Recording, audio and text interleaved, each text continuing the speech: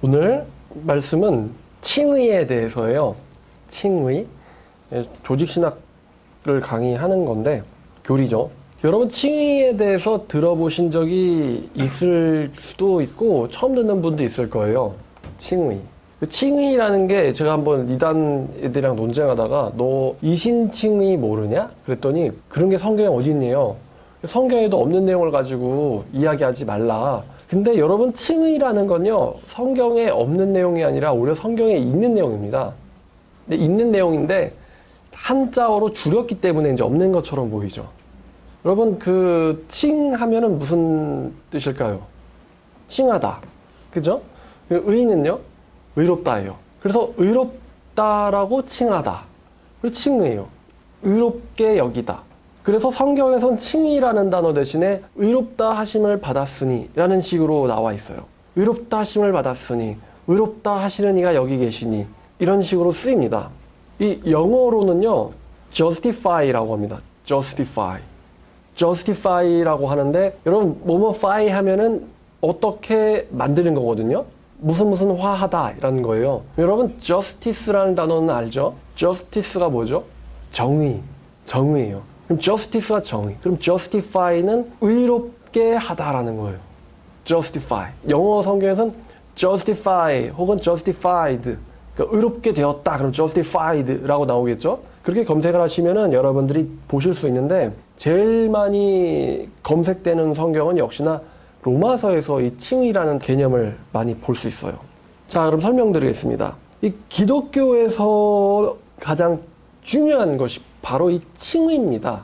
기독교의 구원론에서 가장 중요한 게 이 칭의예요. 기독교가 타 종교와 가장 독특한 특징을 가지는 게 바로 또 여기 칭의 교리에 있습니다. 뭐 이제 장난스럽게 표현하면은 이 칭의 교리는요 기독교의 사기 교리예요. 왜 사기냐? 설명을 드려볼게요. 모든 종교들이 구원을 얻으려면 어떤 경지에 올라가야지 구원을 얻을 수가 있어요. 경지에 오르기 위해서 수행을 하기도 하고 뭐 반열에 오르려고 뭔가 노력을 하기도 하고 공덕을 쌓기도 하고 뭐 그렇게 자기 자신을 어떻게 발전시켜야지만 어느 경지에 도달할 수가 있어요. 근데 기독교는 그 경지를 일단 먼저 하나님께서 도달하게 해놓고 시작하는 거예요. 이 경지를 올라가려면 내가 얼마나 많은 수련과 도를 닦아야겠습니까? 그죠? 도를 닦아야 돼요. 수년, 수십 년 동안 도를 닦아야지 올라갈 수 있는 경지를 기독교에서는 한 번에 하나님께서 해주십니다. 의로움에 도달을 해야 되는데 이 의로움에 도달하는 이 과정 없이 한순간에 하나님께서 죄인들을 의롭다라고 쳐주시는 것, 여겨주시는 것, 여기다. 의로운 사람이라고 여겨주시는 교리가 바로 이 칭입니다. 그러니까 타 종교에서 있는 이 수많은 수고와 노력이 기독교에는 필요 없다는 것입니다. 그래서 이게 칭의가 타 종교에서 봤을 때는 이거 사기 교리예요. 한 번에 그 경지에서부터 시작하거든요. 이 칭의를 한자어죠. 이신칭의라는 말로 보통 많이 쓰입니다. 이신칭의. 이신칭의란 말을 풀면은 믿음에 의하여 의롭게 여김을 받다. 믿음으로 말미암아 의롭게 여기다. 이런 뜻이에요. 이신칭의. 저도 이 단어를 처음 알게 됐어요. 예전에 교회 한 20년 다닐 때 모르다가 믿음에 의하여 의롭게 여기다. 그럼 이 칭의라는 것은 누가 해주시는 것이냐면 바로 하나님께서 해주시는 거예요. 내가 나를 의롭게라고 여길 수는 없습니다. 자, 그래서 이 기독교는 이 의로운 행위가 없어도 하나님께 의롭다라고 여김을 받을 수가 있고 거기서부터 시작하는 것입니다. 칭의는요 기독교 신앙생활의 출발이에요. 기독교 신앙생활의 출발. 자, 그럼 이 칭의 개념이 언제 어떻게 누구에 의해서 발견되었는지 한번 알아볼게요. 여러분 종교개혁자 중에 가장 위대한 사람인 루터가 있습니다. 근데 이 루터라는 사람은요 성경을 읽을 때마다 이 의라는 단어가 나오잖아요. 특히 시편을 읽을 때 의라는 단어가 많이 나오는데 의, justice 이 단어가 나오는데 루터는 자기 자신이 죄인이기 때문에 이 의라는 단어를 만날 때마다 절망을 했어요. 하나님은 의로운 분이야. 하나님은 공의롭게 심판하실 거야. 그래서 이 의라는 단어를 볼 때마다 이 의, 하나님의 공의, 다시 말하면 하나님의 공정한 심판. 근데 이 의라는 단어를 볼 때 자기 자신은 전혀 의롭지가 않은 거예요. 그래서 하나님의 의, 공의로운 하나님, 이런 의라는 단어를 볼 때마다 루터는 절망했어요. 여러분 절망이 지나치면 뭐가 되죠? 나중에는 분노로 나가요. 루터는 죄인을 심판하시는 하나님의 심판의 행위라고 이 하나님의 의라는 단어를 이해했습니다. 그 의라는 단어를 볼 때마다 절망했고 심지어는 이 의라는 단어를 볼 때 분노를 하기도 했어요. 자기는 심판을 당해야만 하기 때문에. 이 루터가 시편을 볼 때 이 의라는 단어가 자꾸 나한테 걸리는데 그러면서도 이 루터가 이제 신학자니까 성경을 읽어야겠죠. 자, 그런데 이제 루터가 구원을 얻고 싶어서 사도 바울의 로마서를 봤는데 로마서에서도 하나님의 공의, 하나님의 의가 나와 있는 거예요. 시편을 볼 때도 절망하고 로마서를 볼 때도 절망했어요. 루터는. 이 죄의식을 해결하기 위해서 루터가 면죄부도 사고 고통의 계단도 올라가고 온갖 별짓을 다 해봤지만 이 루터가 성경을 볼 때 느끼는 이 죄책감과 절망과 두려움은 전혀 가셔지질 않았어요. 근데 어느 날 루터가요, 사도 바울의 글을 읽다가 하나님의 의라는 단어가 다르게 보이기 시작했어요. 하나님의 의라는 단어가. 죄인을 반드시 심판하는 하나님의 공정한 사형 집행, 심판의 행위, 이런 뜻으로 보이는 게 아니라 이 의라는 단어가 하나님의 어떠한 자비라는 개념으로 보이기 시작한 거예요. 그 이 의라는 단어에 대해서 새롭게 발견한 것이 루터의 종교개혁의 시작이었어요. 바로 개신교의 시작이기도 합니다. 근데 우리가 얼마나 이게 쉽게 먹고 들어가는 겁니까? 그죠? 의, 정의, 심판 이렇게 와야 되는데 우리는 그 개념을 얼마나 쉽게 루터가 고민했던 것을 벌써부터 알고 간파하고 들어가는 건지 참 감사한 일이에요. 제가 사전을 찾아봤는데 의라는 단어가요. 의라는 단어가 헬라어로는 뭐 중요하지 않아요. 우리는 헬라인이 아니기 때문에 헬라어로는 디카이오슈네라고 합니다. 디카이오슈네. 자, 이 디카이오슈네를 영어로는 어떻게 번역을 했냐면은 righteousness라고 번역을 합니다. righteousness. 느낌이 오죠? righteousness. 자, 여기에 대해서 크게 이 디카이오슈네를, 그러니까 의라는 단어가 성경에서 크게 세 가지 뜻으로 해석이 됩니다. 첫 번째는 뭐냐면은 공평함, 공정함에 초점을 둔 법적인 책임을 띠는 상태나 성격을 이야기해요. 공정함에 초점을 둔 어떤 법적 책임을 갖고 있는 상태나 성격 혹은 그것에 대한 집행을 이야기합니다. 그래서 이게 성경에서 이제 번역이 될 때 이제 정의, 공의 혹은 하나님의 심판 이런 느낌으로 그 의가 들어있는 구절이 읽혀져요. 공평함에 초점을 둔 법적인 상태나 성질 혹은 그것에 대한 집행. 이거를 첫 번째 의라는 단어가 가지는 첫 번째 뜻이고요. 두 번째가 있습니다. 두 번째는 하나님의 구원의 활동에 중점을 둔 법정적인 무죄의 상태나 성질을 의미합니다. 구원의 활동에 초점을 둔 법정적 무죄의 상태나 성질을 의미합니다. 이거를 쉽게 바꾸면 뭐가 될까요? 이 개념을 쉽게 바꾸면 자비가 되는 거죠. 자비, 은혜가 됩니다. 쉽게 해석하기 위해서 이 단어를, 이 문장을 바꾸면. 자, 그 다음에 세 번째는 하나님의 말씀에 따라서 사는 의로운 행동, 의로운 삶, 의로운 행실을 또 역시 의라고 합니다. 그럼 이제 우리가 이렇게 표현할 수 있겠죠. 그 사람은 의가 있는 사람이야. 그 사람은 의를 행하는 사람이야. 그 사람은 의를 행하는 사람이야 라고 했을 때 그 사람은 하나님 말씀에 따라서 살고 있는 사람이야 라고 해석하면 정확하게 들어가겠죠. 그 사람은 의로운 사람이야. 그러면 이건 첫 번째 어떤 하나님의 법적인 상태에서 공평한 상태에서 의를 갖추고 있는 사람이 되겠죠. 의로운 성질을 띠고 있는.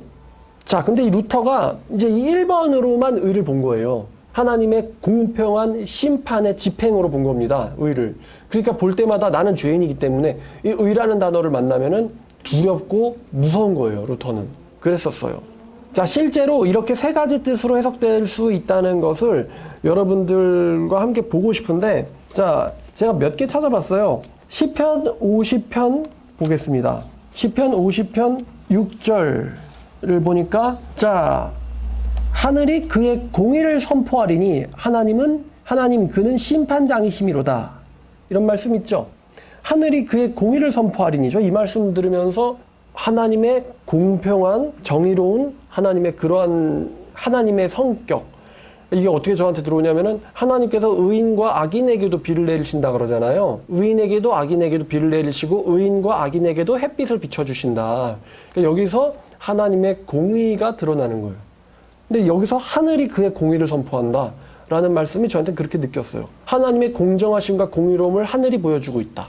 혹시 이 말씀에서 예수님께서 이 말씀을 생각하시고 인용하신 거 아닐까라는 생각이 들더라고요. 그는 심판장이심이라. 자, 또 시편 119편 172절 주의 모든 계명들이 의로움으로, 여기서 또 의가 나와요. 주의 모든 계명들이 의로움으로 내 혀가 주의 말씀을 노래하나이다. 그래서 주의 계명의 상태가 어떻습니까? 의롭다라는 거예요. 만약에 여기서 이제 두 번째, 세 번째에 해당하는 뭐 주의 계명이 자비로움으로, 뭐 약간 좀 어색하죠. 뭐 주의 계명이 위로운 삶임으로, 뭐 약간 좀 어색합니다. 근데 주님의 계명은 의로운 그 상태입니다. 법정적으로 의로운 상태나 성질을 띠고 있습니다. 이런 느낌으로 들어가면 정확하죠. 주의 계명들이 의로움으로 내 혀가 주의 말씀을 노래하나이다. 자, 그 다음에 로마서 6장 18절입니다. 자, 18절 보니까 너희가 죄로부터 해방되어 의의 종이 되었느니라 라고 나와요. 너희가 죄로부터 해방되어 의의 종이 되었다. 그러면 이제 여기서 의를 너희가 자비의 종이 되었다. 좀 어색하죠? 너희가 의로운 삶의 종이 되었다. 이것도 조금 어색합니다. 첫 번째 뜻인 너희가 의로운 상태의 종이 되었다. 이렇게 생각하면 너희가 의롭게 살게 되는 존재들이다. 이렇게 이해를 하면 되겠죠. 그 다음에 10장 5절. 10장 5절은 좀 재밌더라고요. 10장 5절은 모세가 기록하되 그 율법으로 말미암는 의를 행하는 사람은 그 의로 살리라 라고 했는데, 여기서 지금 의가 두 번 나오고 있잖아요. 여기서 첫 번째와 두 번째의 의의 뜻이 조금씩 느낌이 달라요. 뭐냐면은 모세가 기록하되 율법으로 말미암는 의를 행하는 사람은, 여기서 의를 행하다라는 것은 세 번째 뜻이겠죠. 율법에 따른 의로운 삶을 사는 사람은, 그러니까 여기서는 의로운 삶, 행위, 순종이라는 의미죠. 전반절의 의는. 근데 두 번째, 그 의로 살리라 라고 두 번째 나오잖아요. 그럼 이제 의를 행해서 뭐에 도달했냐면 법정적 의로운 상태에 도달한 거예요. 두 번째 나오는 의로 살리라의 의는 이제 첫 번째 뜻인 어떤 의로운 상태에 해당하겠죠. 자, 그 다음에 또 로마서 2장. 그래서 로마서 2장에 여기서 이 장에 이러한 일을 행하는 자에게 하나님의 심판이 진리대로 되는 줄. 여기서 하나님의 심판이 또 역시 의예요. 그러니까 이것은 심판에 대한 집행을 의미하는 거죠. 진리대로 되는 줄 우리가 아노라. 자, 그 다음에 4장 5절. 4장 5절에 이를 아니할지라도 경건치 아니한 자를 의롭다 하시는 이를 믿는 자에게는 그의 믿음을 의로 여기신다. 여기서 의로 여기신다라는 말이 나오고, 또 일한 것이 없이 하나님께 의로 여기심을 받는 사람들. 여기서 의로운 상태로 여겨진다는 거거든요. 이게 역시 첫 번째 뜻이겠죠. 의로운 상태나 성질. 하나님께서 그의 믿음을 의로 여기신다. 자, 두 번째는 하나님의 자비라는 뜻으로 구원의 성격을 맞춘 하나님께서 어떤 존재를 법정적으로 무죄의 상태나 성질로 두는 거예요. 그래서 다시 쉽게 표현하면 하나님의 자비로 해석하는 게, 두 번째는 시편 35편 28절입니다. 나의 혀가 주의 의를 말하며 종일토록 주를 찬송하리이다. 여기서 의라는 단어를 나의 혀가 주의 자비를 말하며 이러면 좀 더 뜻이 살죠. 정확하게. 나의 혀가 온종일 주님의 심판을 말하며, 조금 느낌이 이상하잖아요. 앞절을 보면 나의 의를 즐거워하는 자들아 기꺼이 노래를 부르고 즐거워하게 하시며 그의 종의 평안함을 기뻐하시는 여호와 의대하시다는 말을 항상 그래 말하게 하소서. 다 하나님의 자비와 연결되어 있습니다. 자, 그 다음에 119편이 의라는 단어가 많이 나오더라고요. 119편에서 119편 142절. 자, 여기 보니까 주의 의는 영원한 의요 주의 율법은 진리로 소이다. 여기서 주의 의는 자비라고 보면은 더 느낌이 와요. 주의 자비는 영원한 자비요 주의 율법은 진리로 소이다. 죄인들의 죄를 묵과해 주시는 하나님의 자비. 자, 그 다음에 같은 장 40절을 보시면 내가 주의 법도들을 사모하였으니 주의 의로 나를 살아나게 하소서. 그럼 여기서 주의 의로, 여기서 주님의 심판으로 나를 살아나게 하소서. 이러면 느낌이 좀 이상하죠? 주님의 자비로 나를 살게 하소서. 나를 살아나게 하소서. 이렇게 얘기하면은 더 잘 어울리죠? 자, 그 다음에 시편 69편 27절입니다. 시편 69편 27절. 그들의 죄악에 죄악을 더하사 주의 공의에 들어오지 못하게 하소서.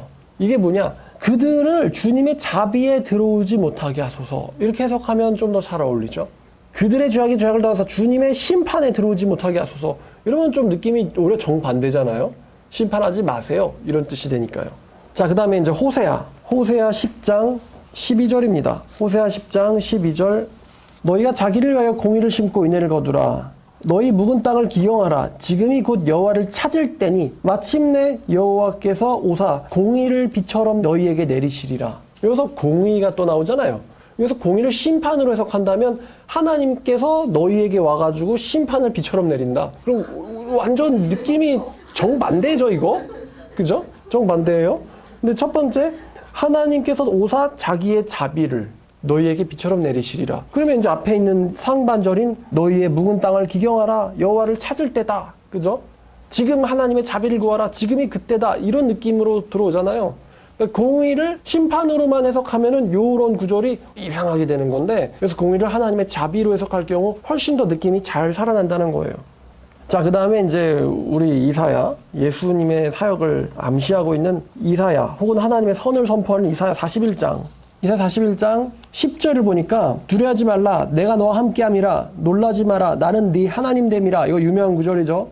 내가 너를 굳세게 하리라. 참으로 너를 도와주리라. 참으로 나의 의로운 오른손으로 너를 붙들리라. 그래서 의로운이 나오죠. 그래서 의로운을 또 심판을 해석하면 이상하단 말이에요. 내가 너를 심판하는 손으로 너를 잡으리라. 이러면 또 느낌 이상하잖아요. 막 이런 느낌인데. 그죠? 나의 자비로운 오른손으로 너를 붙잡겠다.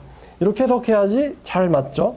자, 그 다음에 이사야 51장 1절과 5절입니다. 1절을 보니까 의를 따르며 여호와를 찾아 구하는 너희는 내게 들을지어다. 자, 여호와를 찾아 구하는 너희는, 그래서 의를 따른다가 심판을 따른다 그러면 좀 이상하죠. 심판을 따르는 너희는 여호와를 찾으라. 여호와를 만나면 죽지 무슨, 그죠? 여호와의 자비를 아는 자들은 여호와를 찾아라, 그런 말이고요. 또 5절이 좋은데, 내 공의가 가깝고 내 구원이 나갔은즉, 이렇게 나오잖아요. 내 공의가 가깝고 내 구원이 나갔은즉 내 팔이 만민을 심판하리니 섬들이 날 앙망하며 내 팔에 의지하리라. 자, 내 공의가 가깝고 내 구원이 나갔은즉, 그럼 지금 공의를 뭘로 표현하고 있는 거예요? 그죠? 공의를 지금 구원으로 표현하고 있어요. 그래서 아까 자비를 뭐라고 했냐면 구원적인 구원의 활동에 초점을 둔 법적인 무죄나 무죄의 상태나 성질이라고 얘기했거든요. 그러니까 여기서는 지금 정확하게 공의를 구원으로 연결시키고 있어요. 이 구절에서는. 공의가 가깝고 구원이 나갔은즉. 자, 그 다음에 이제 로마서로 가서 로마서 1장, 루터가 잘못 본 구절이죠. 1장 17절. 잘못 보셨다가 깨닫고 일으키신 종교개혁. 1장 17절. 복음에는 하나님의 의가 나타나서 믿음에서 믿음으로 이르게 하나니 기록된 바 오직 의는 믿음으로 말미암아 살리람과 같으니라. 루터가 이 구절을 처음에 읽었을 때 이거를 심판으로 이해했다는 거예요.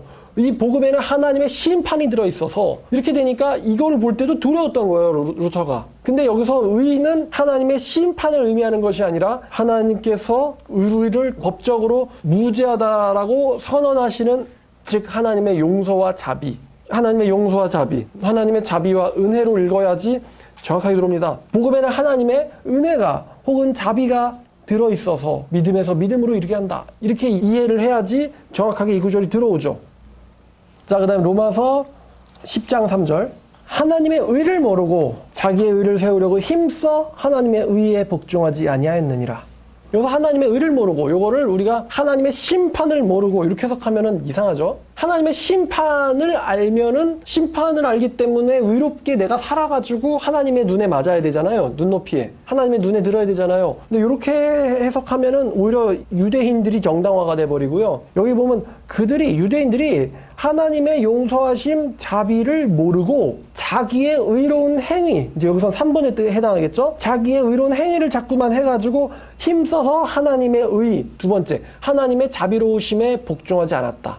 이렇게 해석하면 정확하죠? 여기서 또 의와 의가 나오는데 지금 뜻이 묘하게 다르게 쓰이고 있어요. 이들이 하나님의 자비를 모르고 자기의 의로운 행위를 내세움으로써 하나님의 의로운 자비를 필요 없다라고 생각했다. 이렇게 해석하면 정확하게 들어오죠? 그 다음에 이제 제일 중요한 장절인 로마서 3장 21절과 22절. 이제는 율법 외에 하나님의 한 의가 나타났으니 율법과 선지자들에게 증거를 받은 것이라. 여기서 의가 나타났대요. 하나님의 의가 나타났는데 요거를 심판으로 이해하면은 전혀 24절에 그들이 하나님의 은혜로 값없이 의롭다 하심을 얻은 자 되었느니라. 이게 해석이 안 되거든요. 여기서 21절의 의는 하나님의 의가 나타났으니 하나님의 은혜와 자비가 나타났으니 이 은혜와 자비는 율법과 선지자들에게서부터도 증거를 받은 것이라. 곧 이 은혜와 자비는 예수 그리스도를 믿음으로 말미암아 모든 믿는 자에게 미치는 하나님의 자비로움이니 여기에는 차별이 없다. 이렇게 해석해야지 정확하게 들어오죠. 근데 요거를 만약에 심판으로 이해하면 완전 이상해지죠. 율법에 하나님의 진노의 심판이 나타났으니 곧 율법의 증거를 받은 것이라 곧 예수를 믿음으로 말미암아 모든 믿는 자에게 미치라 하나님의 심판이니 차별이 없느니라. 어미 요거를 루터가 처음엔 그렇게 읽었다는 거예요. 단어의 뉘앙스를 파악한다는 것이 얼마나, 그래서 성경은요 진짜 성령 못 받으면은 요 미묘한 차이를 어떻게 구별하겠습니까? 정말 실크 같죠. 비단같이 참 매끄러워요. 성경이 딱 만져보면 알 수 있는 하나님의 자비가 나타났으니 여기에는 차별이 없다. 이렇게 읽었어야지 띡 들어가는데, 자 그 다음에 이제 의로운 삶, 의로운 행실, 의로운 순종이라는 개념, 세 번째 개념을 한번 성경에 찾아볼게요. 시편 106편입니다. 시편 106편 31절. 뭐 30절부터 보면 좋겠네요. 그때에 비냐스가 일어나서 중재하니 이의 재앙이 그쳤도다. 이 일이 그의 의로 인정되었으니 대대로 영원까지로다. 여기서 31절의 의를 비냐스의 심판이다, 뭐 비냐스의 자비다 이러면 이해가 잘 안 되죠. 비냐스의 의로운 삶이다 이렇게 해석하면 정확하게 들어가요. 그에게 의로 인정되었다. 자 그 다음에 이제 로마서 9장 30절입니다. 그런즉 우리가 무슨 말을 하리요? 의를 따르지 아니하던 이방인들이 의를 얻었으니 곧 믿음에서 난 의라. 여기서 이제 의를 따르지 아니하더니 이제 의로운 삶과는 상관없었던 이방인들, 말씀을 따르지 않던, 말씀에 따른 순종을 하지 않던 이방인들이 의를 얻었으니, 여기서 의란 하나님의 자비를 의미하겠죠? 곧 믿음에서 난 의요. 여기서는 의로움, 자비를 의미할 겁니다. 그러니까 이제 첫 번째 의가 세 번 쓰이죠. 첫 번째 의는 의로운 삶과 순종을 의미합니다. 자, 그 다음에 이제 아까 봤던 로마서 10장 5절. 10장 5절에 첫 번째 나오는 의요. 모세가 기록하되 율법으로 말미암는 의. 이게 이거죠. 율법을 따라 사는 삶을 행하는 사람은 그의 그 의로운 상태로 말미암아 살리라. 여기서 첫 번째 나오는 그 율법에 말미암는 의란 율법을 따르는 삶이죠. 자, 이렇게 지금 열심히 이제 단어 공부를 했습니다. 여러분들에게 예시로 보여드린 거예요. 의라는 단어가 어떤 느낌으로 성경에서 해석되는 것인가. 정말 해석이 어려운 단어입니다. 이 의라는 단어가. 자, 근데 그래서 이 루터가 첫 번째 뜻인 하나님의 의로우신, 정의로우신, 공평하신 심판에 대한 법적인 집행, 이렇게만 이해했기 때문에 성경을 읽을 때 루터는 절망했다는 것입니다. 그런데 루터가 어느 날 로마서를 보다가 이 로마서에 나타난 이 하나님의 의를 심판의 집행으로 보였던 것이 아니라 어느 날 그에게 하나님의 의가 하나님의 자비로움에 대한 집행, 하나님의 은혜에 대한 집행으로 이 의를 보기 시작했어요. 그때 루터를 올가매고 있었던 두려움과 죄책이 사라졌다는 것입니다. 루터에게. 자, 그래서 로마서 3장을 보면요. 자, 로마서 3장을 보면 그럼 우리를 의로운 상태로 하나님의 의에 의해서, 참 이제 여러분도 이해하실 텐데, 하나님의 의에 의해서 하나님께서 우리들을 의를 가진 자들이다 라고 선언하는 것, 이게 칭의입니다. 하나님의 의에 의해서, 하나님의 자비에 의해서 우리가 의로운 상태에 있다라고 선언하는 것, 이게 칭의라는 것입니다. 그래서 영어로는 이제 이 의롭다 하다, 의를 의롭다라고 여기다라는 이 동사를 우리가 이제 동사의 명사 형태거든요. justify는 의롭게 하다고요, 칭의. 그리고 요거를 명사 형태로, 그러니까 의롭다라고 여기다를 명사 형태로 딱 붙인 거, justification. 뭐 션으로 끝나면은 명사 형태잖아요. 그래서 의롭다라고 여기심, 뭐 이렇게 번역하면 직역이겠네요. 의롭다라고 여기심, 이러면 명사 형태죠. 요거를 한자로 띡 줄인 게 바로 칭의라는 것입니다. 칭의. 그래서 이 칭의라는 단어는 헬라어로 디카이오예요. 디카이오가 의롭다라고 여기다라는 뜻이에요. 의롭다라고 여기다. 디카이오 쉬네. 이러면 이제 이게 딱 고착된 형태가 되는 거고요. justify, 그럼 의롭다라고 여기다. fication, 그러면 이제 칭의, 정당화하다. 직역하면 영어를 정당화하다. 너를 의롭다라고 여기다. 정당화하다. 이런 뜻이에요. 근데 보통 정당화하다라는 말은 좀 어색하니까 성경에서는 의롭게 여기다라고 우리가 쓰고 있죠. 똑같은 뜻입니다. 정당화하다, 의롭게 여기다. 그러면 우리를 하나님의 자비에 의해서 의롭다라고 여겨주시는 것, 요것을 칭의라고 하는데 성경에 어디 있냐? 로마서와 갈라디아서의 무더기로 나옵니다. 그런즉 자랑할 때가 이제 3장 27절 있는데 무슨 법으로냐? 행위로냐? 아니라 오직 믿음의 범위로니라. 28절. 그러므로 사람의 의롭다 하심을 얻는 것은, 자, 여기서 의롭다 하심이라고 의롭다 여기다의 명사 형태가 나오죠? 요게 이제 칭의라는 거예요. 의롭다 하심. 사람이 의롭다 하심을 하나님께로부터 얻는 것은, 이것은 율법의 행위, 자기가 지켜내는 율법의 행위에 있는 것이 아니라 믿음으로 되는 줄을 우리가 인정하노라. 사람이 의롭다 하심을 얻는 것은 믿음에 의해서다.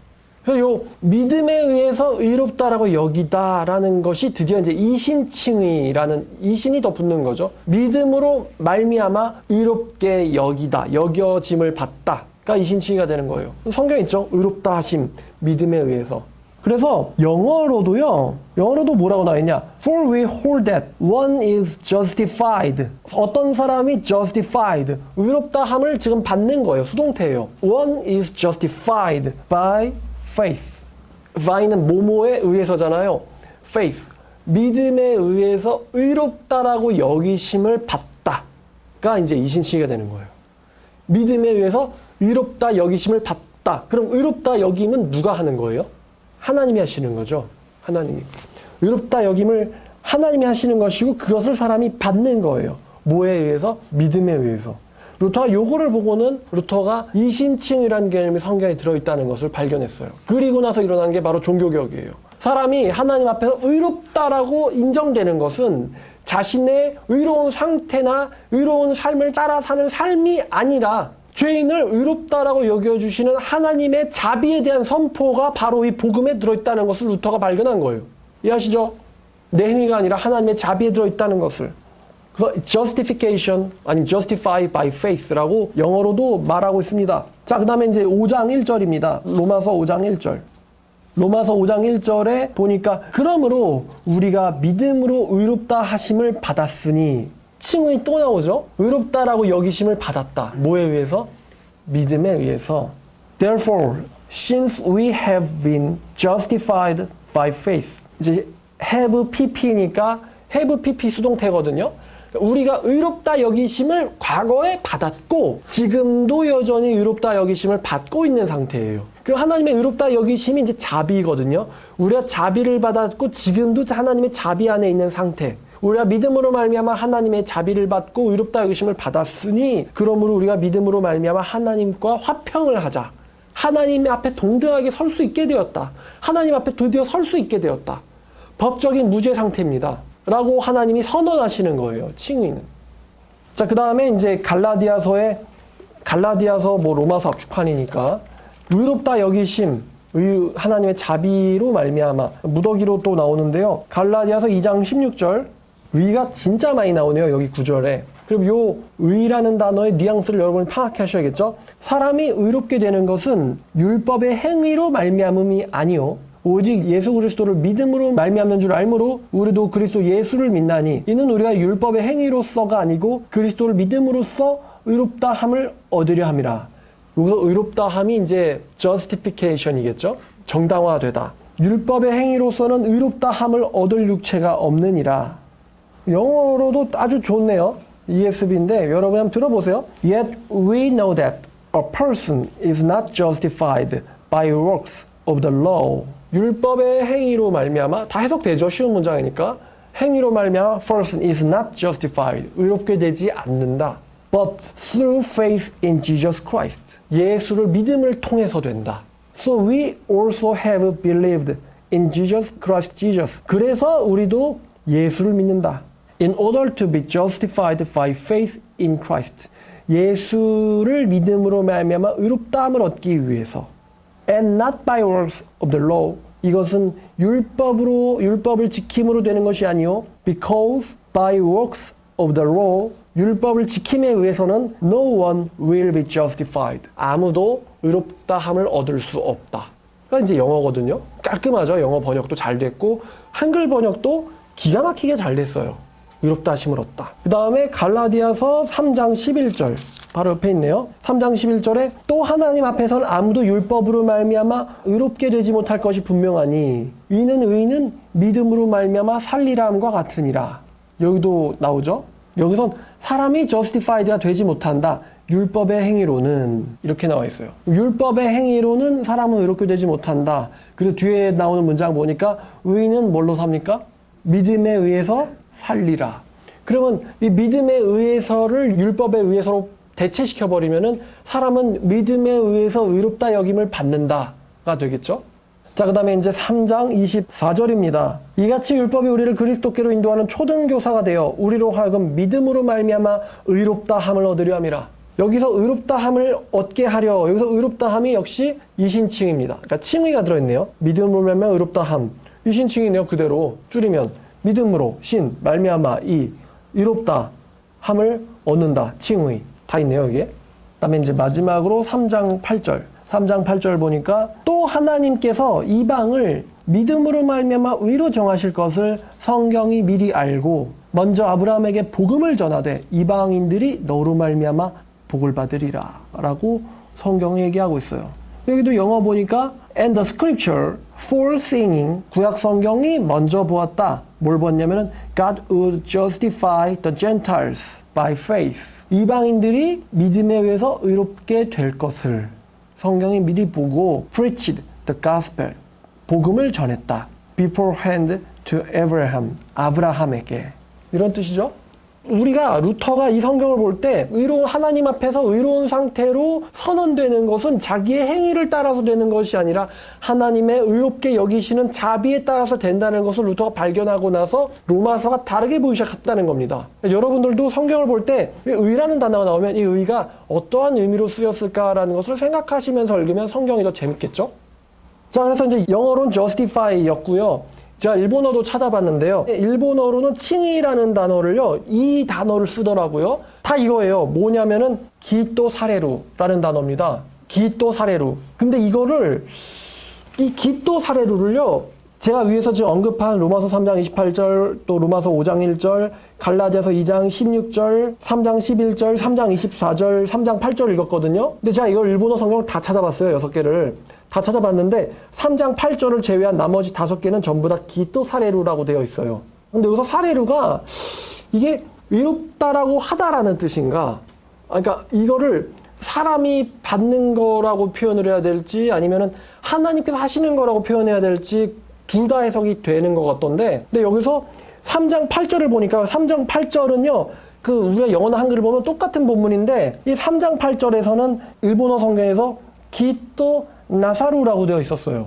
나사루는요, 하시다라는 뜻의 높임말이에요. 근데 나사루라는 뜻이 또 역시 사레루라는 뜻과 동일한 뜻입니다. 그래서 그러면 이건 일본 사람들은 이 사레루를 하다의 수동 형태로 쓴 게 아니라 하나님께서 의롭다라고 여기시다라는 이 하나님이시기 때문에 하나님이 하다라는 거를 높여가지고 하나님께서 하셨다, 이 존경의 의미, 높임말, 경어의 의미를 여기에다 집어넣은 거 아닐까라고 생각되더라고요. 그러니까 하나님께서만 하실 수 있는 의로우신 행위의 선포를 기또 사레루라고 번역을 한 것 같아요.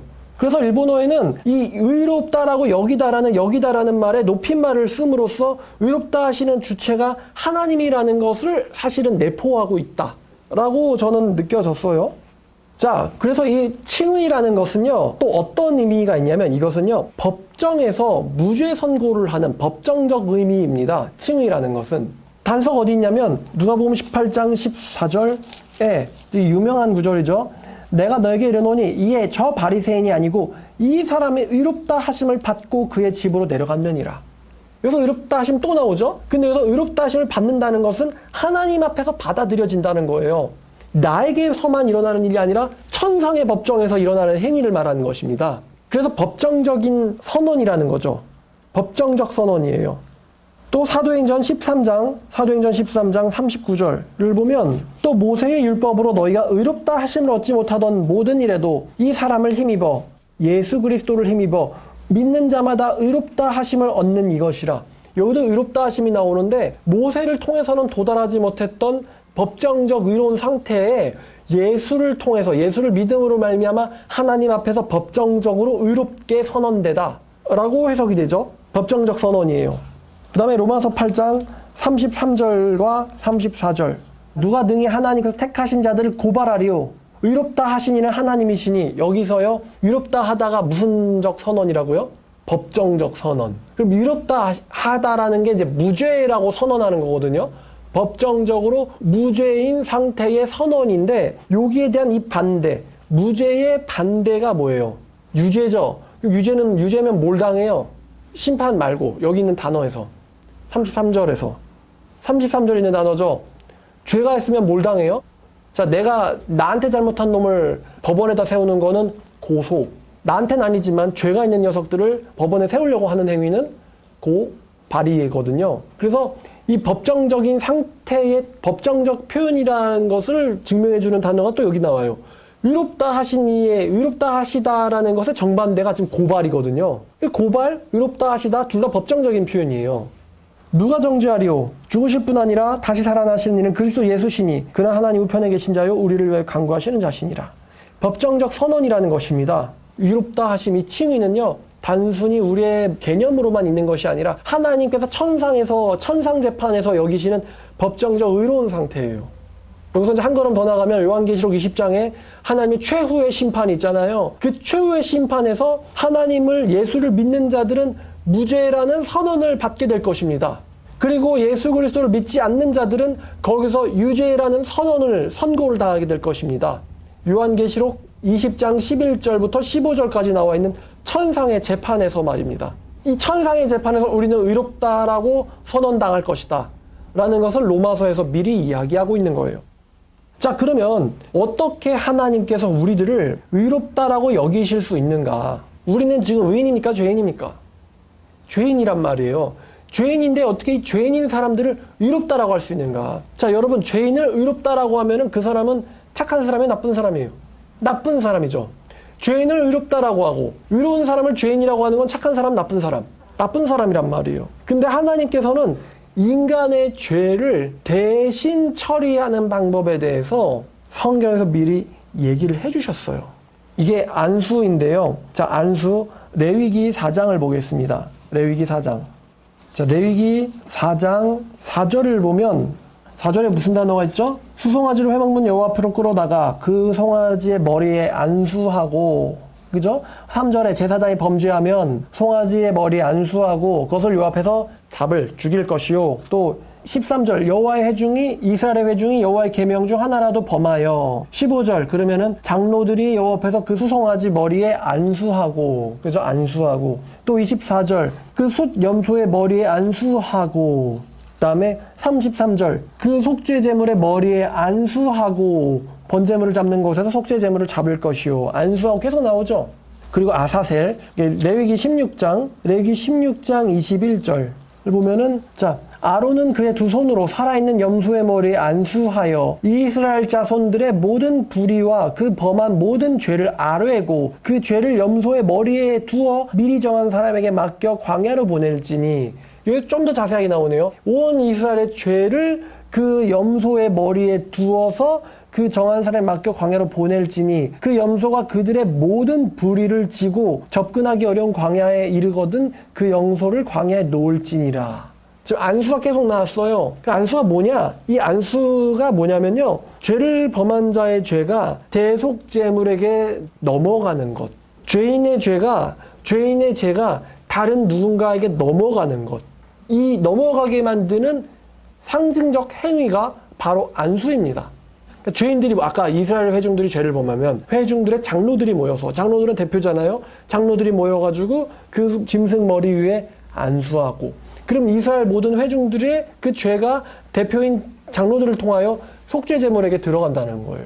그래서 죄를 제가 전가를 쳤더니만 한글에서의 전가는 조금 이게 뉘앙스가 안 좋아요. 그러니까 책임 전가. 봤더니 자기의 잘못을 남에게 떠넘기거나 덮어 씌우는 일. 이렇게 단어의 정의가 돼 있더라고요. 그러니까 이게 전가란 단어가 신학적으로 되게 중요한 단어인데 전가라는 단어는 보통 되게 전가하는 사람은 파렴치한 사람으로 이렇게 딱 느낌이 오거든요. 근데 지금 우리가 전가를 받아야 되는데 전가를 해주고 또 전가를 받아야 돼요. 전가를 그러면 우리가 하니까 되게 파렴치한 인간처럼 느껴지는데, 자, 그래서 전가라는 그 단어의 그 한자를 뒤져봤어요. 찾아봤더니 이게 구를 전자에 시집갈 가짜더라고요. 전가, 책임 전가의 전가가 구를 전자에 시집갈 가짜다. 굴러서 시집간다? 이렇게 해석하면 안 되겠죠? 이제 이단이 되는 거지. 이단들이 이렇게 책임 전가란 굴러서 시집을 가는 것이다. 나를 책임져라. 그런 뜻도 있지 않느냐, 뭐. 자. 근데 이제 이 전자를 보니까요. 전자의 의미가 여러 가지인데 그 중에 바꾸다라는 뜻이 있어요. 바꾸다라는 뜻이 있고 이 시집갈 가짜에 여러 가지 뜻이 있는데 그 중에 하나가 바로 떠넘기다라는 뜻이 있더라고요. 바꾸어서 남에게 떠넘기는 거예요. 그래서 전가. 그러면은 죄인이 그 소의 혹은 염소의 머리에 안수하여 여기 보니까 이스라엘의 모든 죄가 염소의 머리에 두어진다라고 그랬어요. 그럼 그 염소는 그들의 모든 불의를 대신 지고는 광야로 가서 자, 안수받은 재물은 무조건 뭘 당하게 돼 있어요? 무조건 죽게 돼 있는 거예요. 그럼 그게 누구의 죄 때문입니까? 염소의 죄 때문입니까? 아니면 염소에게 안수한 사람들의 죄 때문입니까? 염소에게 안수한 사람들의 죄 때문이거든요. 그럼 그 염소는 모든 죄를 짊어지고는 죽임을 당하는 거예요. 여호와 앞에서 데려다가 잡아라. 역시 법정적인 표현이에요. 여호와 앞에서 데려다가 잡아라. 하나님이 보고 계신다. 그 전가, 법정적인 죄책이 넘어가는 거에 대한 증인이 여호와시라는 거예요. 여호와시다.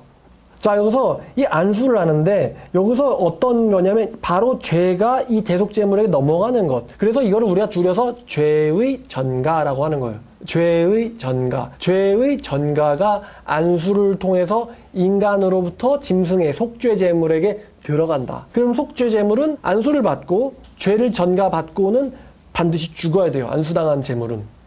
안수당하면 뭐한다? 반드시 죽어야 된다. 근데 여러분 우리가 가끔 교회 가면 목사님 저한테도 안수 기도해주세요. 안수해주세요. 그러잖아요.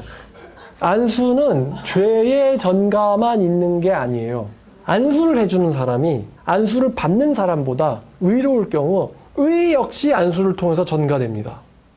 시편 139편을 보면 시편 저자가요. 139편 5절과 6절을 보면 주께서 나의 앞뒤를 둘러싸시고 내게 안수하셨나이다.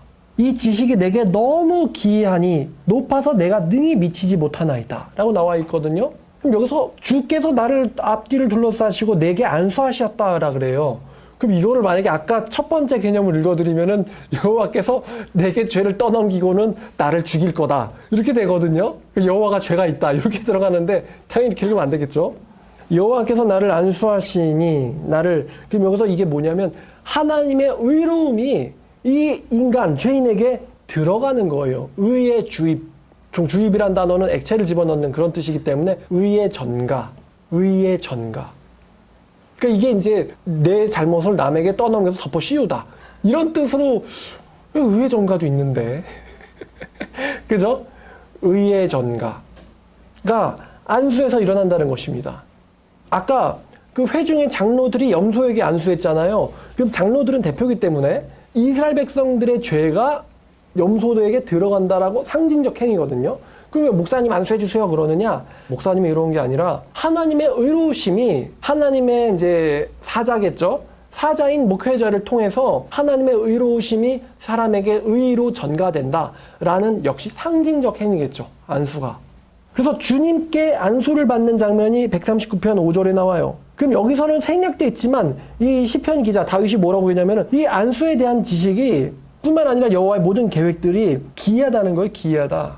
여러분 기이하다라는 게 보통 기괴한, 참 기이하네. 이렇게 해석되지만 여기서 기이하다는 것은 내 머리로는 이해될 수 없는 하나님의 놀라우신 이렇게 해석되겠죠. 너무 내게 놀라우니 내가 내 지식을 가지고서는 하나님의 그 지혜에 미치지 못한다는 거예요. 그럼 도대체 시편 기자가 얘기하는 그 기이함이 뭘까? 하나님의 자비예요. 하나님의 자비. 139편을 보면은 이 139편은요. 하나님의 은혜와 자비에 대한 찬송이에요. 하나님의 은혜와 자비에 대한 찬송. 그래서 139편 17절엔 주의 생각이 어찌 내게 그리 보배로운지요 라고 말하고 있습니다. 139편 17절에는 주의 생각이 어찌 그리 내게 보배로운지요 어떻게 그렇게 나에게 감사한지요, 은혜로운지요 라고 이야기하고 있는 거예요. 그럼 도대체 뭘 느꼈을까 다윗은? 하나님의 은혜의 자비를 느꼈던 거죠. 그 은혜가 우리에게 어떻게 들어온다? 주여 내게 안수하오사 이렇게 들어오는 거예요. 의의 전가. 그리고 이제 신약 성경에서 쓰이는 모든 안수라는 단어들은요, 예수께서 뭐 죄인들의 병자들에게 안수하시고 뭐 사도들이 누구에 안수하고 다 이 신약에서 나오는 안수들은요, 의의 전가의 상징적 행동으로 사용됐더라고요. 성경을 읽어보니까. 구약에서의 안수는 죄를 전가시키는 것이었는데 신약에서의 안수는 다 의의 전가를 나타내는 상징적 행동들이에요. 자, 그럼 여러분이 안수의 의미를 알겠죠? 그러니까 나한테 안수해준 놈이 누군지를 봐야 돼요. 나보다 죄인이다. 그럼 나한테 뭔가를 덮어 씌우겠다는 이야기고요. 그죠? 의로우신 분이다. 그럼 그분의 의를 나에게 넘겨주겠다는 이야기거든요. 잘 보고, 그죠? 자, 그러면 이 속죄 제물에게 이스라엘 모든 회 중에 죄가 넘어가서 그 머리에 두어서 죄를 짊어지고 나가서 죽는다. 요 개념이 바로 누구에게, 이게 지금 제가 계속 상징적 행동이라고 얘기했는데, 무슨 뭐 안수할 때 진짜로 죄가 쭉 넘어가겠습니까? 그죠? 안수당한 속죄 제물이라고 고기 맛이 이상할까요? 이거는 죄 맛인데. 그러니까 구약에서 죄의 전가는 안수를 통해서 됐어요. 근데 신약에서의 우리 죄인이잖아요. 우리의 죄의 전가는 뭘로 일어날까? 원리대로면은 우리들이 와가지고 예수의 머리에다 안수를 해야 돼요. 이거는 불가능합니다. 왜? 일단은 우리는 물리적으로 불가능하고요. 두 번째, 사도들은요, 그 당시에 살아있었지만 사도들은 당시에 예수님이 무엇을 하시려는지 이해조차 못했어요. 이해조차 못했어요. 아마 구약 성경 그대로 따랐으면은 사도들, 12사도들 아니면 뭐 24장로들이 와서 예수의 머리에다 안수했을 거예요. 구약에 있는 의미를 정확하게 상징적으로 따랐다면. 근데 사도들은 그때 무슨 일을 예수님과 하나님 계획한 건지 알지도 못했단 말이에요. 그 죄 다 부인하고 도망갔지. 그러면 이 죄의 전가가 구약에선 상징적으로 안수로 됐는데 죄의 전가가 우리에게 있어서 어떻게 넘어갈까? 예수에게로. 여러분이 이미 알고 있는데 justified by faith. 믿음으로 넘어갑니다. 우리가 속죄 제물이 예수님이시잖아요. 예수님이 우리 왜 죽냐? 우리의 죄 때문에. 자, 구약에서의 이 속죄 제물들이 왜 죽어야만 됐죠? 염소의 죄 때문이에요? 자기들의 죄 때문이에요? 자기들의 죄 때문이거든요. 자기들의 죄 때문에 뭔가는 죽어야 됐어요. 근데 똑같은 원리로 왜 예수님이 죽어야 됐습니까? 자기의 죄 때문입니까? 아니죠. 우리의 죄 때문이거든요. 그래서 세례 요한이 예수를 보고는 뭐라고 말하냐? 29절에 보라, 세상 죄를 지고 가는 하나님의 어린 양이라 그래요. 세상 죄를 지고 가는 하나님의 어린 양이다. 근데 아까 우리가 레위기 봤을 때는 이스라엘의 모든 불의를 그 염소가 짊어지고 라고 나왔거든요. 똑같은 표현이에요. 세상 죄를 지고 가는 하나님의 어린 양이다. 그래서 그 어린 양에게, 그 무죄한 어린 양에게 어떻게 우리의 죄가 넘어가서 뒤집어 씌워지는가, 전가되는가가 우리의 믿음을 통해서라는 것입니다. 왜 저분은 죽으셔야 했는가? 그러면 우리의 죄를 대신 속죄하기 위해서다. 그리고 우리는 죄인인데 어떻게 우리에게 하나님 앞에서 법정적으로 의롭다, 무죄다라고 선언당할 수 있는 의로움이 우리에게로 주입되는가, 들어올 수 있는가? 어떻게 들어오냐면은 바로 하나님께서 예수를 통해서 나의 죄를 제거하셨다라는 그분의 행위를 믿는 것입니다. 믿으면 그 믿음을 통해서 하나님의 의롭다 하심이 우리에게 전가됩니다. 하나님의 의롭다 하심이 우리에게 전가된다는 것입니다. 그래서 우리는 의인이라고 불릴 수 있는 거죠. 우리가 의인이라서가 아니라 하나님께서 우리를 의롭다라고 여겨주시기 때문에 의인이라고 불릴 수 있는 거예요. 그래서 우리의 믿음을 통해서 우리의 죄가 전가되고 우리의 믿음을 통해서 하나님의 의가 우리에게로 전가되어 들어옵니다. 이것을 성경이 이신칭이라고 부르고 이것을 두 글자로 칭이라고 말합니다. 이것이 당연히 법정적 선언이죠. 왜냐하면 제사장들 앞에서 제물을 잡았던 행위가 법정적인 무죄를 표현하는 거였던 것처럼 칭의는 법정적인 선언입니다. 천상법정에서의 무죄 선고예요. 그래서 하나님께서 의롭다 하시니 누가 고발하겠느냐라고 바울이 말했던 것입니다. 자, 그래서 하나님의 의가 속죄 제물을 통하여 믿는 죄인에게 전가된다. 이 개념을요, 구약 성경도 이야기하는데 한 구절만 볼게요. 예레미야 23장입니다. 예레미야 23장 6절에 뭐라고 나와 있습니까? 그의 날에 유다는 구원을 받겠고 이스라엘은 평안히 살 것이며 그의 이름은 여호와 우리의 공의라 일컬음을 받으리라. 그의 이름은 여호와 우리의 공의라 일컬음을 받으리라. 주님은 우리의 무엇이다? 주님은 우리의 의시다. 여기서 공의를 심판으로 해석하면 또 이상하게 되겠죠. 여호와는 우리의 의로움이시다 라는 거예요. 우리의 의로움은 여호와시다. 자, 똑같은 말씀이 고린도전서에 있습니다. 고린도전서 1장 30절. 너희는 하나님께로부터 나서 그리스도 예수 안에 있고 예수는 하나님께로부터 나와서 우리에게 지혜와 의로움과 거룩함과 구원이 되셨으니. 주님은 우리에게 의로움이 되셨다. 주님은 우리에게 의로움이 되셨다. 하나님의 의가 예수를 통해서 믿는 죄인에게 전가되어 죄인이 의롭다 여김을 받다. 칭의 교리입니다. 자, 그 다음에 이제 로마서 3장으로 가면요. 로마서 3장. 이거 저희 교회 분들은 다 잘 아시는 개념일 겁니다만, 하나님의 공의와 하나님의 자비라는 두 가지의 양립하지 못할 것 같은 속성이 있습니다. 하나님의 공평한 공의로운 심판과, 그러니까 죄를 졌으면은 사탄이든 하나님의 피조물인 인간이든 누구든 다 심판을 받아야 돼요. 하나님의 공의로운 심판, 하나님은 공의는 하나님의 속성이에요. 하나님의 공평하신 심판과 또 죄인들을 용서하시는, 아무 대가 없이 용서하시는 하나님의 자비, 이 두 가지, 하나님의 자비와 공의라는 두 가지 속성은 사실 양립하지 못할 것처럼 보이거든요. 공의가 서려면 자비가 있으면 안 되고요. 함부로 죄를 묵과해 주려면 공의는 사라져야 돼요. 근데 이 양립할 수 없을 것 같은 하나님의 공의로운 심판과 하나님의 은혜로운 자비가 어떻게 동시에 양립하는가를 로마서 3장 21절부터 30절까지가 너무나 잘 나타내고 있습니다. 이제는 율법 외에 하나님의 한 의가 나타났으니 율법과 선지자들에게 증거를 받은 것이라. 곧 예수 그리스도를 믿음으로 말미암아 모든 믿는 자에게 미치는 하나님의 의로움, 자비니 여기에는 차별이 없느니라. 모든 사람이 죄를 범하였으며 하나님의 영광에 이르지 못하더니, 죽어야 되죠. 하나님의 공의에 따르면. 그런데 그리스도 예수 안에 있는 속량으로 말미암아 하나님의 은혜로 값없이 의롭다 하심을 얻은 자 되었느니라. 이게 무슨 말이냐? 하나님께서 이 예수를 예수의 피로 믿음으로 말미암는 화목제물로 세우셨으니, 지금 믿음으로 말미암는 화목제물이라고 나오죠? 지금 제물에게 안수하는 이야기를 하는 거예요. 믿음으로 안수되는 화목제물로 세우셨으니 이는 하나님께서 길이 참으시는 중에 전에 우리들이 지은 죄를 간과하심으로 자기의 의로우심을 나타내려 하심이니 곧 이때에 자기의 의로우심을 나타내사 선언한다는 거예요. 하나님께서 자기의 의로우심을 선언하사 자기도 의롭고 또한 예수 믿는 자도 의롭다 하려 하심이라. 선언하시는 하나님도 의로우시고 동시에 선언당하는 우리도 의롭기 위해서는 누군가는 죄의 값인 사망의 형벌을 짊어졌어야 됐다는 이야기예요. 그 사망의 형벌을 받는 대속제물로서 예수께서 피를 흘리셨다라고 바울은 이야기하고 있습니다. 그래서 하나님의 공의와 하나님의 자비가 예수를 통해서 둘 다 만족된다는 이야기를 바울은 하고 있는 거예요. 둘 다 만족된다. 하나님의 공평한 진노와 심판이 또 하나님의 의롭다 여기시는 하나님의 자비와 선행과 은혜가 예수로 의해서 만족된다라고 바울은 이야기합니다.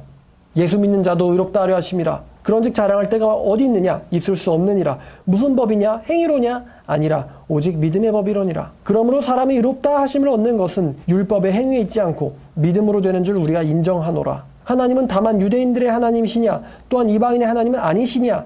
진실로 이방인의 하나님도 되시느니라. 할례자도 믿음으로 말미암아 또한 무할례자도 믿음으로 말미암아 의롭다 하실 이는 하나님 한 분이시니라 라고 이야기하고 있는 것이죠. 또한 31절까지 보면 그렇다면 우리가 믿음으로 말미암아 율법을 파기하느냐? 그럴 수 없느니라. 도리어 율법을 굳게 세우느니라. 여기서 칭의 교리는 단순히 의롭다라고 쳐주는 것에서 끝나는 것이 아니라 실제로 칭의를 받는 사람들이 의로워질 것을 암시하고 있어요. 우리가 믿기만 하고 의로움과 상관없겠느냐? 아니다. 도리어 우리가 의로운 삶을 더 살아갈 것이다 라고 말하는 거죠. 31절은. 칭의는요, 우리에게 실질적인 의로움의 삶을 인도될 것이 암축되어 있어요. 왜냐하면 우리가 실질적으로 의로워지지 못한다면요, 하나님의 의롭다 하심은 거짓말이 돼버립니다. 하나님이 우리를 의롭다 하셨다면 우리는 의롭게 살아가게 될 거라고 성경은 이야기하는 거예요. 그래서 사도 바울이 갈라디아서 2장 17절에서 만일 우리가 예수 안에서 의롭게 되려 하다가 죄인으로 드러난다면 예수님은 죄를 짓게 하는 자냐? 결코 그럴 수 없느니라 라고 말합니다. 그러니까 칭의 받은 자는 칭의에 합당한 삶이 요구된다는 거예요.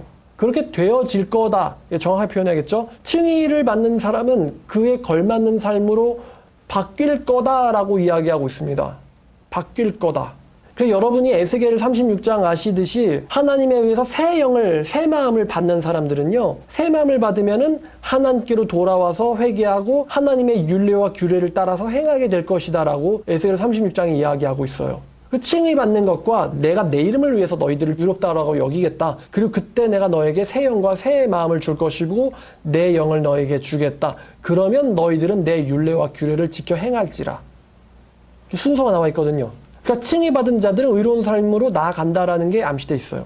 자, 그 다음에 이제 마지막 5장, 로마서 5장 18절부터 21절까지 보면요. 그런즉 한 범죄로 말미암아 많은 사람이 정죄에 이른 것 같이 한 이로운 행위로 말미암아 많은 사람을 의롭다 하심으로도 생명을 이르렀느니라. 여기서 한 사람의 범죄란 선악과에서 하나님의 계명을 어긴 것을 말하는 것이고, 한 사람의 의로운 행위란 십자가에서 예수님께서 순종하셔서 죽으신 것입니다. 한 사람의 십자가의 순종, 곧 죽으심으로 말미암아 많은 사람들이 하나님께로부터 의롭다 하심을 받아 영생에 이른다. 구원에 이른다. 한 사람이 순종하지 아니함으로 많은 사람이 죄인 된 것처럼 한 사람의 순종하심으로 한 사람이 자기의 생명을 버리심으로 많은 사람이 의인이 되리라. 율법이 들어온 것은 범죄가 더하게 하려 함이라. 그러나 죄가 더한 것에 은혜가 더욱 넘쳤나니 이는 죄가 사망 안에서 왕노릇한 것처럼 은혜도 또한 이로 말미암아 왕노릇하여 예수 그리스도로 말미암아 영생에 이르게 하려 함이라 라고 바울은 이야기합니다. 자, 그래서 이제 정리를 하면요, 믿음으로 공짜로 의롭게 되었습니다. 공짜로, 즉 은혜로, 값없이. 그리고 그 공짜의 대가는 예수님이 대신 십자가에서 치르셨습니다. 우리는 그 공짜를 은혜라고 말합니다. 자, 근데 이 칭의의 시작은 정말 중요한데요. 칭의의 시작은 어디에서 있느냐? 바로 내가 죄인이라는 것을 깨닫는 데서부터 칭의는 시작됩니다. 내가 죄인이구나 라는 것을 깨달아야지 의롭다 여기심을 받을 수가 있는 거예요. 아까 바리새인과 세리의 기도가 나왔는데 내가 죄가 없다라고 생각했던 바리새인에게는 의롭다 하심이 일어나지 않았어요. 근데 내가 죄인이라고 여겼던 세리에게는 하나님께서 의롭다 하심을 주셨습니다. 그래서 내가 죄인이라는 것을 깨닫는 데에서부터 칭의가 시작된다는 것이죠. 내가 죄인이라는 것을 깨닫지 못한 자에게는 칭의가 일어나지 않습니다. 그래서 구원파 같은 종교에는 구원이 없다는 거죠. 내가 죄인이라는 것을 깊이 깨닫는 것으로부터 칭의가 시작된다는 겁니다. 그리고 그 칭의는 하나님의 전적인 은혜의 속성에 달려있는 거지 우리가 마땅히 당연히 받아야 되는 보응이 아니라는 것이죠. 우리가 이제 하나님께 뭐 맡겼습니까? 아니죠. 하나님께서 의미로 우리를 은혜롭게 여겨주시는 거예요. 그래서 의롭다 하심을 받는다 라는 거죠. 제가 제 얘기 조금만 해드리고 마칠 건데요. 제가 로마서 3장을 회심을 하고 나서 로마서를 읽고 회심한 게 아니고요. 내가 죄인이구나. 그러니까 저는 그때요. 예수님이 우리를 위해서 죽었다라는 개념이랑 예수님이 우리를 위해 죽었다라는 개념이랑요. 내가 구원받았나라는 개념이 서로 따로 놀고 있었어요.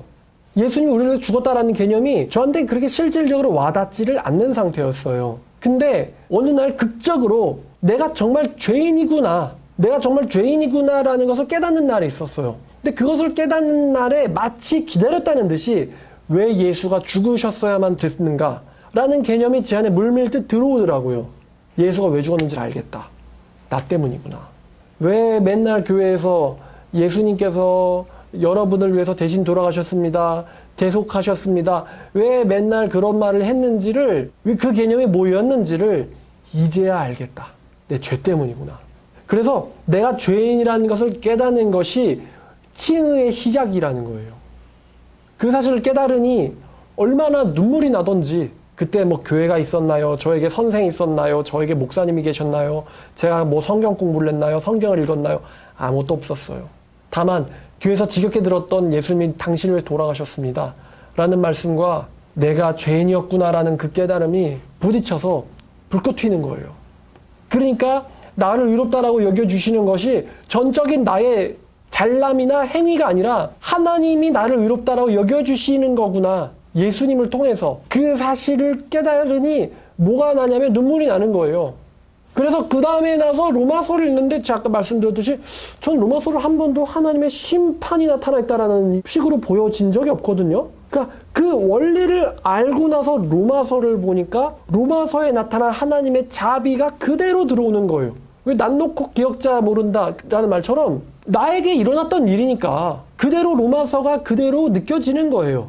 그래서 왜 루터는 이거를 공의로만 보았을까라는 생각을 오히려 제가 하게 된 거죠. 근데 그런 생각을 하게 된 것조차도 이미 신앙의 선배들이 우리에게 너희들은 하나님 예수의 속죄로 말미암아 이렇게 된 거야 라는 개념을 누군가가 전달해 주었기 때문에 제가 쉽게 그걸 받아들일 수 있었던 거겠죠. 의라는 단어에 대해서. 자, 여러분, 그래서 이제 여러분들께서 이제 집에 가셔서 로마서 3장부터 5장까지를 한번 해석을 해보세요.